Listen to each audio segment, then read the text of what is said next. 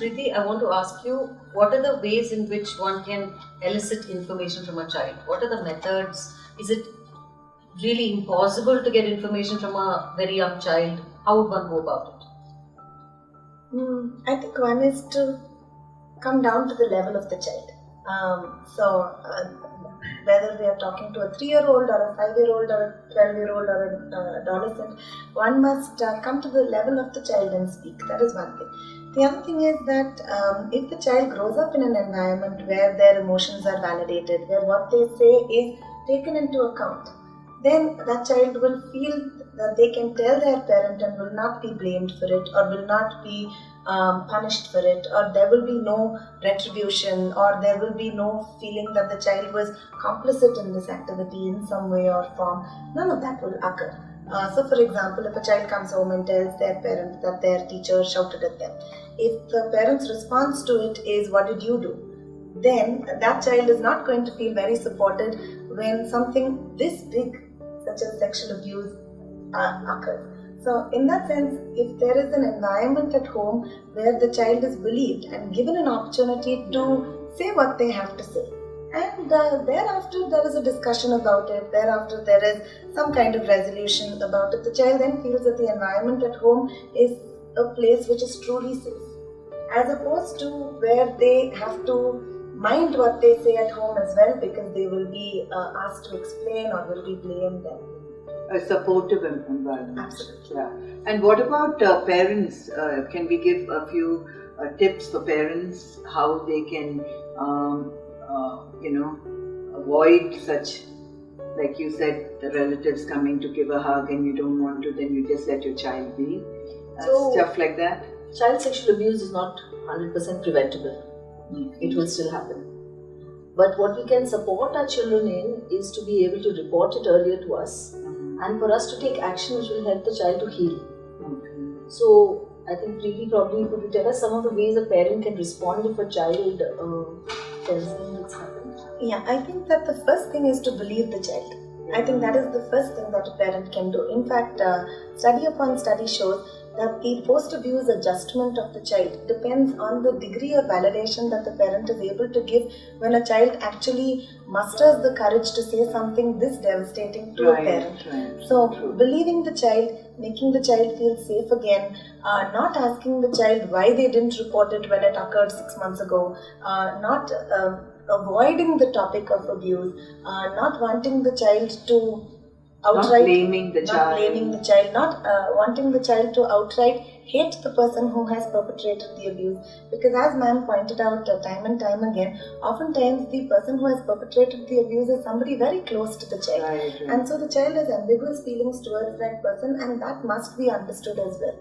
So if the parent can be truly there for the child at a point when the child needs them, in the manner that the child needs, I think that's. So there is no single method that I can prescribe saying, do this. But to be supportive in the manner that the child needs the parent to be supportive is probably the way to go. In fact, Nati, what you mentioned was a very important thing, was that this intrafamilial abuse, when it's a very loved uncle or aunt, or sometimes a father or grandfather or a cousin, it becomes very, very complicated for the child, because there is a relationship of love earlier, which has been misused by the abuser. And so for the parents or the non-offending parent to be able to help the child's life get normalized.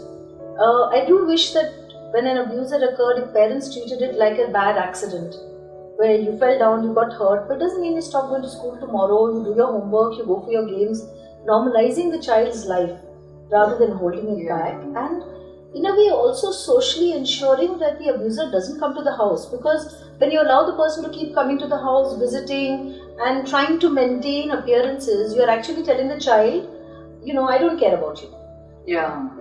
I'd just like to add to what ma'am said. When we say normalizing, we also mean normalizing the other aspects of a child's life, which means that they have to get on with their homework, the normal limit setting that a parent would do needs to continue, what we would expect of a child. If the child normally lays the table, has to continue to do that, and all of those activities of normalizing need to continue. Oftentimes parents, after an event like this, or after not an event rather, after something like this is Disaster. disclosed, Yeah. because it is not that the event that they don't know, it's the disclosure that occurs. Post disclosure, they become over solicitous or they overcompensate for it. They allow the child to just pretty much go about their activities in a manner that they wouldn't have prior to the disclosure, and that also has an impact on the way in which that's a good point. The child processes it. yes, the child processes the abuse. And lastly, the parent's perception of the abuse has a big impact on the way in which the child perceives the abuse. So if the parent is able to think of it, like ma'am said, as a terrible event, but an event that one can overcome, then the child also has a similar perspective. Yeah, that's true. If the parent thinks of it as the end of the world, then the child also has to adopt a similar stance. But most people would be traumatized themselves, because even though you are adults, you are just not sometimes mature enough to handle something like that. So it needs a lot of support and maturity to handle a child. So here's where the challenge is. In most cases that get reported, the families or the parents or the primary caregivers do not share this with other family members. Yeah. So they are alienating themselves. It's the reason for them doing this is probably best known to them, and some of it is that they are judged, their child is shamed, or the child is blamed for what has happened. So they are justified in not disclosing to the extended family, but it's not easy going through the system by themselves. Yeah. So the more they talk about it and the more people that know about it, I think it would be easier for them to journey through the criminal justice process. That's true. And rather, to put it in a nutshell, it's the social stigma attached to it. Yes. Yeah. So in order to reduce this, that is where the awareness programs and a lot of training sessions taken up by the police comes into play. Yeah. I think one more point I would like to add to Preeti is this is eliciting information from the child. So in that regard, police prepared a questionnaire, because I think in the lower start of the society, the interaction with the parents and the children is not of that level as seen in the cities or whatever it is. So it has to be from the school and in that regard, the onus has been taken by the police. What about pornography? How does it impact? I think for a very long time now, the mere act of showing pornography to a child is itself considered an act of child sexual abuse. So even within the POCSO Act, it is a recognized form of sexual harassment. So any attempt to subject the child to any kind of pornographic content by itself is now a criminal offence. So the other issue is also about these young 16, 17-year-olds who are actually running away, and they come under the purview of the POCSO Act. What are your views on that? See, the age of consent for sexual intercourse under the POCSO Act is 18. So which means that if it is a girl or a boy below the age of 18, engaging in any kind of sexual intercourse, whether with another man or a woman, or with any other boy or girl, it still constitutes an act of child sexual abuse, which is an offence punishable under the Act. So, in terms of whether the law needs to revisit this, yes, because a lot of times the teenagers involved are minors, both the so-called victim and the so-called perpetrator. So I think there is a fundamental need to review the law of age of consent, especially when it is a case of consensual intercourse between two teenagers or two minors below the age of 18. But as on date, any kind of sexual activity with a person below the age of 18 is illegal. Right? So elopement which leads to some kind of consensual intercourse would still constitute a criminal offence. Yeah. While we all are aware that the education department is working really hard to make sure that children go back to school and they're not out of school, we know that there's a whole section of children, especially from migrant laborers, who are all the time running around the streets. They're not in a safe place. So what is being done for awareness to this category of children who are out of schools? Well, I would like to add that the Department of Women and Child Development has brought about many initiatives in this regard. To children who do not go to school, there are pamphlets issued in this regard. There are plays, there are street plays, there are programs on radio as well as television. So I think most of them are covered, and that's one of their ways of So Ashok, I was just wondering, are women also part? I mean, we always think molesting, it's always men, Right. but are women also perpetrators? Absolutely. So I've seen, at least in my experience, I have come across quite a few instances where the perpetrator who has committed child sexual abuse happens to be a lady. See, it's important to remember that the law does not, discriminate on grounds of gender when it comes to child sexual abuse. So the offences under the POCSO Act are gender neutral, which means the victim can be a boy or a girl, and the perpetrator can also be a man or a woman. Right? So, in terms of just addressing homosexual child sexual abuse, heterosexual child sexual abuse, the law is very clear that any kind of sexual activity with a child, whether the person is a man or a woman, is still criminal and it's an offence. Yeah. Finally, I'd like to ask you guys, as a lay person, I like to be involved, and maybe there are so many other people who are watching who'd like to be involved and pitch in to help. So, how can a lay person get involved in this? So a lay person can probably, as a start working with someone who's already a support person, who's already part of the system. Get familiar with the way things work.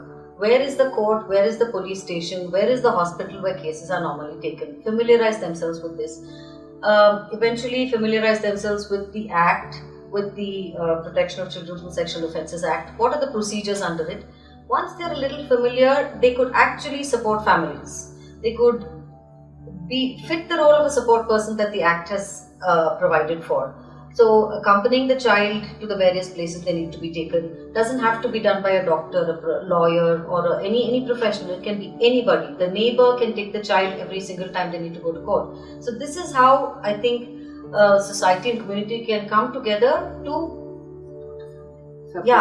provide the support that a family requires. And everyone can pitch in their own neighborhoods. It's not a question of going to travel to Koramangala if you live in Whitefield, or from Indiranagar to Jayanagar. In Indiranagar, you can find out where you can go and help out, like Kushi was saying, learn more about it and help.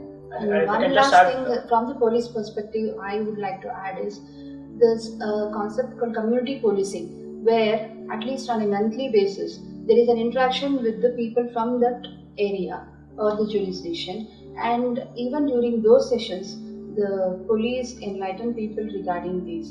And the other reason or the other way people can come out telling it to the police or bringing it to their notice is through the number. Police toll-free number is 100, and there's a child helpline 1098, which is the same throughout the country.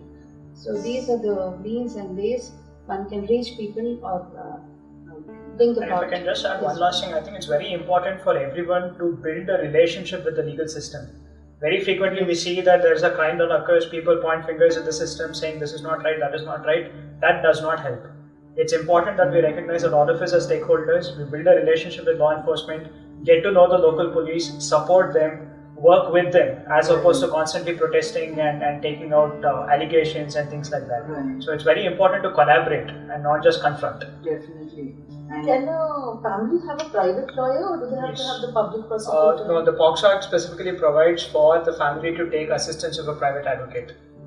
so the bottom line is, united we stand. So we all should, stand together, hand in hand, because it takes a village to grow a child. So thank you so much for participating in this panel. I really appreciate all your time and effort and your knowledge. Please continue the good work. Thank you. Thank you.